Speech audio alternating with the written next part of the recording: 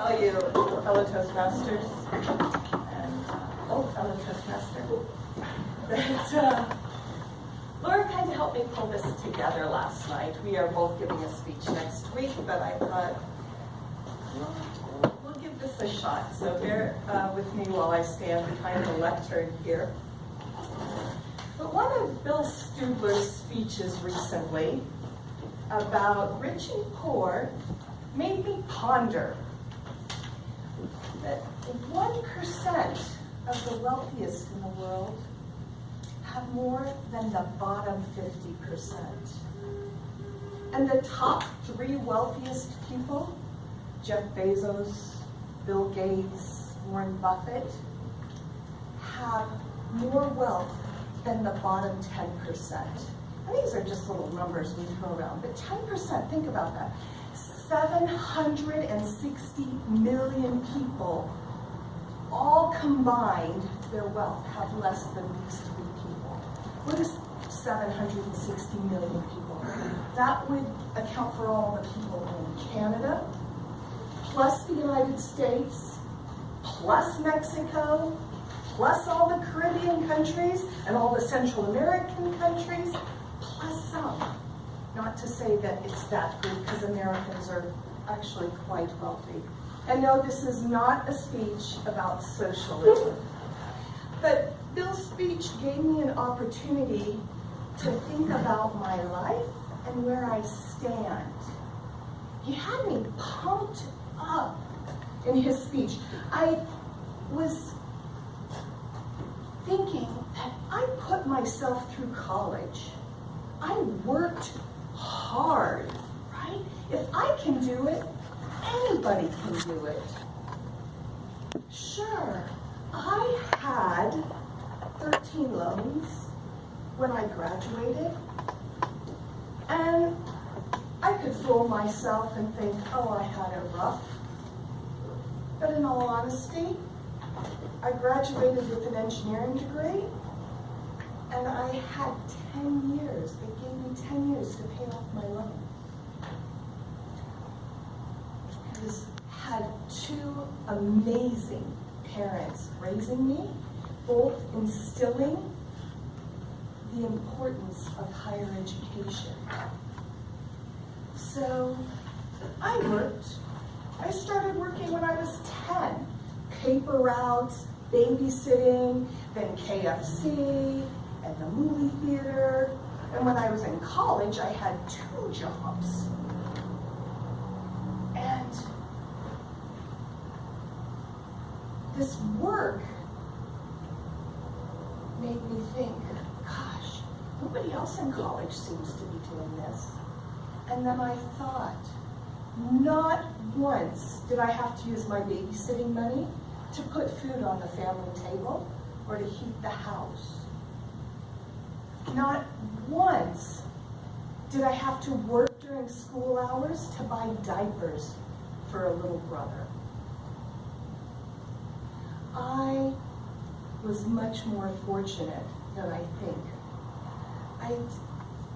I have to tell you that not once did I have to consider between buying milk and bread and feminine hygiene products.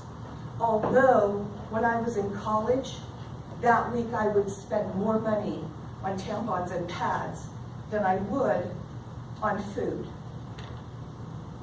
Now, I never, ever had to trade food stamps for tampons. Can you imagine? Food stamps and WIC are not allowed to be used for tampons? Something that women between the ages of 10 and 50 use 25% of the time? This is crazy. They treat it like a luxury item. The last 2 years, Utah legislation has treated tampons and pads and feminine hygiene products as a luxury item. And in California, you don't pay taxes on Viagra or Rogaine, but you do on tampons. Who's making these rules, honestly? And I'll tell you who they are in Utah. There's There's not women on this committee that's making the decisions. So, more often than not, I find myself as the only woman in Toastmasters. Susie, thank you so much for being here. I do really appreciate it. And I'll tell you, there is nothing luxurious about having your period.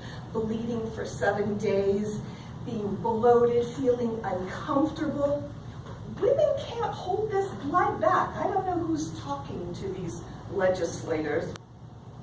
And I know many of you are hearing this for the first time. And I think it's important for you to listen.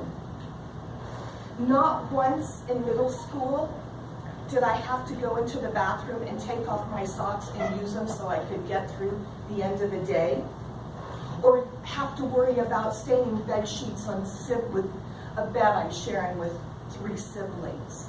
These are real problems that are never addressed.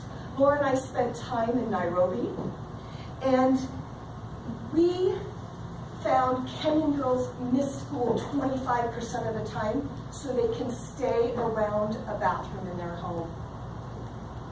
I will tell you that in third world countries, girls that drop out of school cite menstruation as the #1 cause. This is girls, half our population. And some people say, well, the answer to that is pregnancy. But I know none of you want to see 4th graders pregnant. It's something that families are really having an issue. Tampons, you need to change them every 4 hours, or pads, and so that's 6 a day. It's about $30 a month. If you're making minimum wage of $7.25, it's like half a day you have to work. So I'm telling you that there's something you can do. Okay? First of all, not make it taboo. Second of all, we can talk to Representative Duckwood, who's trying to make these changes and not make it a luxury item. And third, I know you're a generous group. Donate feminine hygiene products. Or if you don't want to go out and buy a tampon, Walmart gift cards are amazing. I tell you, we had a food drive last month at work, over 6,000 items raised. Amazing. Not a single one was feminine hygiene products. Times need to change, attitudes need to change. Mr. Justice.